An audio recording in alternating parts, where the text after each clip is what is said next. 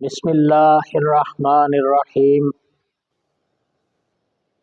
الصلاۃ والسلام علیک یا جد الحسن والحسین وعلی آلک واصحابک یا خاتم الانبیاء والمرسلین۔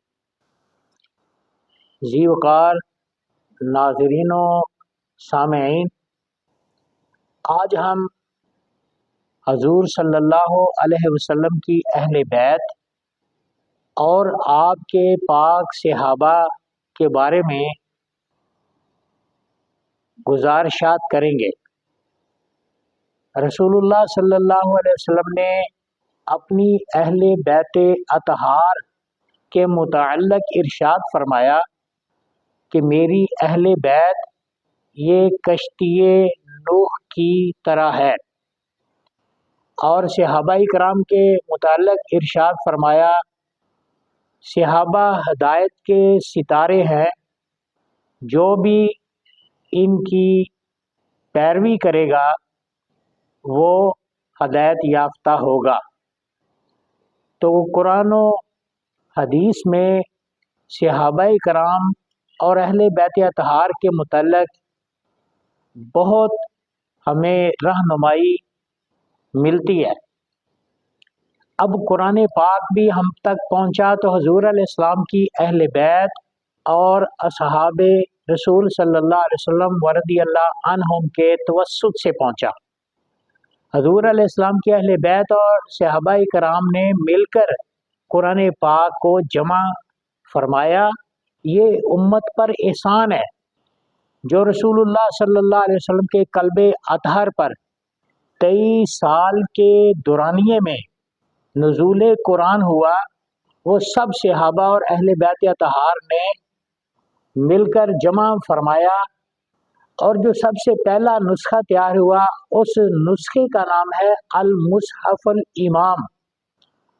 وہ چلتا چلتا امت مسلمہ تک پہنچا۔ اگر حضور علیہ السلام کے صحابہ کرام پر تنقید کی جائے یا حضور کی اہل بیت اطہار پر اعتراضات کیے جائیں تو قرآن پاک مشکوک نظر آئے گا، لیکن یہ اہل بیت اطہار پر شک کرنے والے، ان پر اعتراض کرنے والے، حضور کے پاک صحابہ پر اعتراض کرنے والے، حضور کی آل پر اعتراض کرنے والے، وہ نہ اصحاب کے مخلص ہیں، نہ ان کے ساتھ محبت رکھتے ہیں، نہ اہل بیت کے ساتھ محبت رکھتے ہیں۔ تو اللہ تعالیٰ نے ایک ہی جماعت پوری دنیا میں حق والی بنائی ہے جو اہل سنت و جماعت ہیں۔ یہ حضور کے پاک صحابہ کو بھی ٹھیک مانتے ہیں۔ اگر ہدایت کا سر چشمہ، ہدایت کی رہنمائی حاصل کی ہے تو سب سے پہلے حضور کے اہل بیت نے حاصل کی ہے اور حضور کے پاک صحابہ کرام نے حاصل کی ہے۔ اہل بیت اطہار میں حضور علیہ الصلوۃ والسلام کی بیویاں شامل ہیں۔ اہل بیت اطہار میں حضور علیہ الصلوۃ والسلام کی بیٹیاں شامل ہیں۔ اہل بیت اطہار میں حضور صلی اللہ علیہ وسلم نے جن جن کو شامل کیا، اہل سنت ان کو مانتے ہیں۔ حضرت عباس رضی اللہ عنہ جو حضور کے چچا ہیں، ان کو حضور علیہ السلام نے اپنی اہل بیت فرمایا تو ہم مانتے ہیں۔ حضرت سلمان فارسی رضی اللہ تعالی عنہ کو حضور علیہ السلام نے اپنی اہل بیت فرمایا، ہم انہیں مانتے ہیں۔ حضرت علی مرتضیٰ رضی اللہ تعالی عنہ کو فرمایا، ہم مانتے ہیں۔ حضرت سیدہ فاطمہ زہرا رضی اللہ عنہا کو حضور علیہ السلام نے اپنی اہل بیت فرمایا، ہم مانتے ہیں۔ حضرت امام حسن رضی اللہ عنہ کو فرمایا، ہم ان کو حضور کی اہل بیت مانتے ہیں۔ حضرت امام حسین رضی اللہ تعالیٰ عنہ کو حضور علیہ السلام نے اپنی اہل بیت فرمایا، ہم ان کو حضور کی اہل بیت مانتے ہیں۔ حضرت عائشہ صدیقہ رضی اللہ تعالیٰ عنہا حضور علیہ السلام کی بیوی ہیں، مومنوں کی ماں ہیں، ہم انہیں اہل بیت مانتے ہیں۔ حضرت سیدہ خدیجہ الکبریٰ رضی اللہ عنہا حضور علیہ السلام کی زوجہ محترمہ ہیں، مومنوں کی امی جان ہیں، ہم انہیں حضور کی اہل بیت مانتے ہیں۔ حضرت سیدہ حفصہ رضی اللہ عنہا حضور علیہ السلام کی زوجہ محترمہ ہیں۔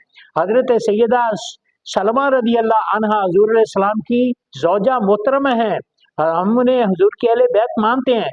حضرت زینب رضی اللہ تعالی عنہا ان کو हुजूर अलैहिस्सलाम की ज़ौजा मुहतरमा होने का एजाज़ है, हम उन्हें हुजूर की अहले बैत मानते हैं। हजरत उम्मे सलमा रदी अल्लाह ताला अन्हा, उनको हम हुजूर अलैहिस्सलाम की अहले बैत मानते हैं क्योंकि हुजूर का वो घराना है। तो हुजूर की तमाम बीवियां अहले बैत अताहार में शामिल हैं, तो हम उन्हें मानते हैं। हम हुजूर के सहाबा का भी एहतराम करते हैं, अहले बैत का भी एहतराम करते हैं। दीन पहुंचा है उम्मत तक तो वो पाक सहाब और पाक अहले बैत की वजह से पहुंचा है। तो ये पाक हस्तियां, जो इनको मानेगा दीन उसी का सही होगा, दीन उसी का सलामत रहेगा।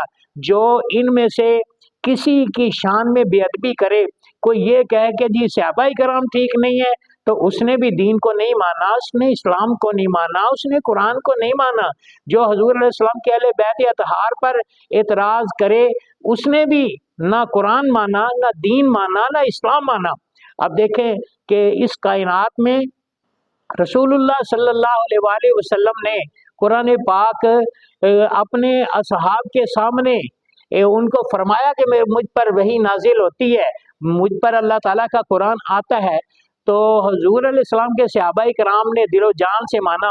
तो जमा करने का तरीका ये था, कुछ कागजों पर लिखा होता था, कुछ चमड़े के पर लिखा होता था, कुछ पत्थरों पर लिखा होता था, कुछ कपड़ों पर लिखा होता था, कुछ पत्तों पर लिखा होता था।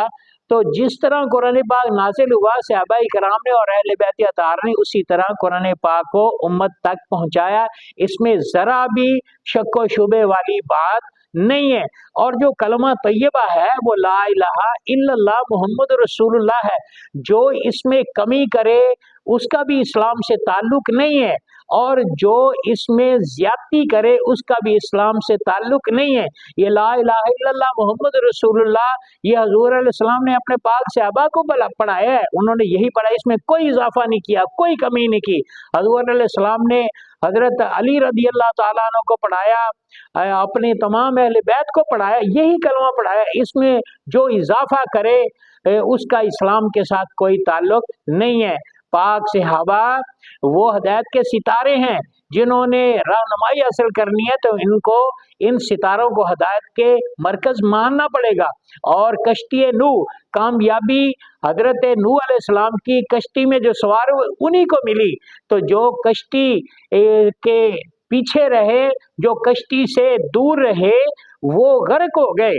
तो इसी तरह जो हुजूर की अहले बैत आले पाक की मोहब्बत से दूर रहेगा वो जहन्नम में जाएगा, और जो सहाबा की मोहब्बत से दूर रहेगा, इन पर तानो तशनी करेगा, इनके मुशाजरात को वो तानो तशनी का बायस बनाएगा, वो सीधा जहन्नम में जाएगा।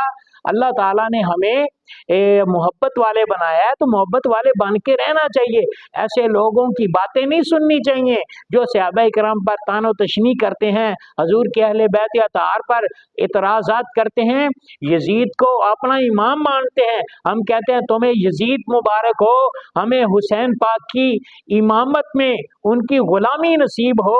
और यजीद पलीद को जो अपना अमीर कहते हैं, अमीर यजीद जिंदाबाद के जो नारे लगाते हैं, वो हुसैन पाक के दुश्मन है। जो हुसैन पाक से मोहब्बत करे वो यजीद को कभी सच्चा नहीं कह सकता। आज भी अगर कोई जालिम किसी पर जुल्म करे तो उसको कोई अच्छा नहीं, उसके जिंदाबाद के नहीं, उसके मुर्दाबाद के नारे लगते हैं। तो अब जो यजीद पलीद के अमीर यजीद जिंदाबाद के नारे लगाते हैं, वो हुसैन पाक के दुश्मन हैं। अल्लाह हमें हक पर रहे। इसलिए तो हमारे आला हजरत इमाम अहमद रजा बरेलवी रहमतुल्लाह आपने तर्जमानी फरमाते यूं फरमाया है, अहले सुन्नत का है बेड़ा पार सहाबे हुजूर, नजम है और नाव है इतरत रसूलुल्लाह की। हुसैनियत जिंदाबाद, यजीदियत मुर्दाबाद, यजीदियत मुर्दाबाद, हुसैनियत जिंदाबाद।